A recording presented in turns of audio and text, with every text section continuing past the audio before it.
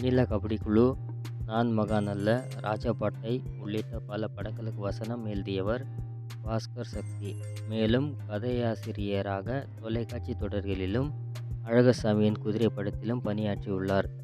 இவர் தற்போது வடக்கன் என்ற தலைப்பில் கதை வசனம் எழுதி அதை இயக்கியுள்ளார். இப்படத்தின் மூலம் இயக்குனராக அறிமுகமாகிறார். இந்த படத்தில் குங்குமராஜ், முத்துசாமி, ரமேஷ் வைத்யா, வைரமாலா உள்ளிட்ட பலர் நடித்துள்ளனர். மு. வேடியப்பன் தயாரித்துள்ள இப்படத்தை லிங்குசாமியின் திருப்பதி பிரதர்ஸ் வழங்குகிறது.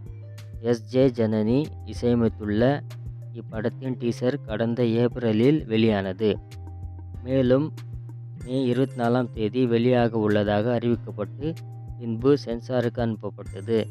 படத்தை பார்த்த தணிக்கை குழு அதிகாரிகள் வடக்கன் என்ற தலைப்பை அனுமதிக்க மறுப்பு தெரிவித்தனர். அதனால் படத்தின் தலைப்பை மாற்றி ரிலீஸையும் தள்ளி வைக்க படக்குழு முடிவு செய்ததாக திரை வட்டாரங்கள் தெரிவித்தன.